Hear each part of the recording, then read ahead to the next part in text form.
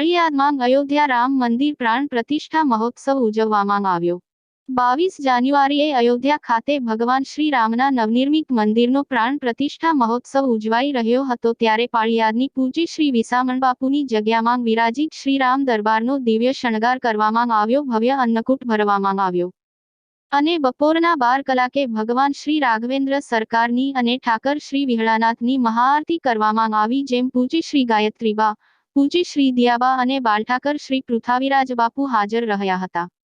ત્યારબાદ મહાઆરતી પૂર્ણ થયા બાદ સહુ ભાવિક ભક્તો ભગવાન રામના મંદિરની ખુશાલી સાથે મહાપ્રસાદ લીધો।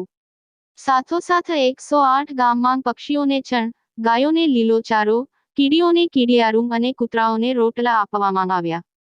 વિહળધામનો સમગ્ર મહોત્સવનું લાઈવ પ્રસારણ જગ્યાની યુટ્યુબ ચેનલ વિહાળધામ પેલિયડ ઓફિશિયલ માંગ કરવામાં આવ્યું। વિહળધામના મહંત પૂજ્ય શ્રી નિર્મળાબા અને પૂજ્ય શ્રી ભૈલુબાપુ રામ મંદિર પ્રાણ પ્રતિષ્ઠા મહોત્સવમાં સહભાગી બનવા અયોધ્યા પધારી ચૂક્યા છે। જગ્યાના સંચાલક પૂજ્ય ભૈલુબાપુએ પંચાળ પંથકના સહુ ભક્તો, વિહળધામના સમર્પિત સેવકો અને પાળિયાદના તમામ ગ્રામજનોને સનાતન હિન્દુ ધર્મના આ પરમ પ્રસંગે જગ્યામાં ઉપસ્થિત રહી ઉજવણીમાં ભાગીદાર બનવા માટે ભાવભર્યું નિમંત્રણ પાઠવ્યું હતું અને વિહળધામ પાળિયાદ દ્વારા સંચાલિત શ્રી વિહળ ઇન્ટરનેશનલ વિદ્યાપીઠ દ્વારા પણ સ્કૂલે શ્રી રામના નવનિર્મિત મંદિરનો પ્રાણ પ્રતિષ્ઠા મહોત્સવની ભવ્ય ઉજવણી કરી। રિપોર્ટર વિપુલ તાવિયા સાથે નિલેશ સાકરિયા, બોટાદ।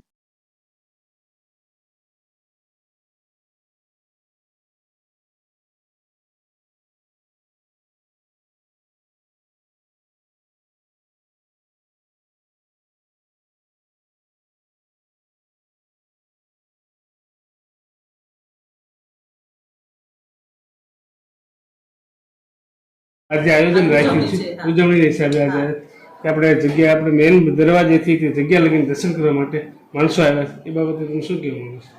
આજે બહુ જ આનંદ છે બધાના હૃદયમાં, આખા ભારતમાં બધાને ખુશીનો પાર નથી રહ્યો એવું લાગે। અને પ્રાણ પ્રતિષ્ઠા છે એટલે અયોધ્યામાં તો ઉત્સવ છે જ, તે બા પધાર્યા છે, ત્યાં હાજરી છે એ બહુ મોટો લાવો છે એ બાને મળ્યો। આપણે અહીંયા જેટલું થઈ શકે એટલું, ને બીજી દિવાળી છે જેટલું ઉત્સવ અહીંયા મનાવી હતી એટલું કર્યું છે। આજે પબ્લિક માણસોને આયોજન છે જમવા માટે, તો એ માટે શું કે પ્રસાદ માટે પણ પ્રસાદનું તો આમ તો દરરોજ હોય જ છે કાંઈ, પણ બધા વ્યવસ્થા કરેલી જ છે અહીંયા પ્રસાદની।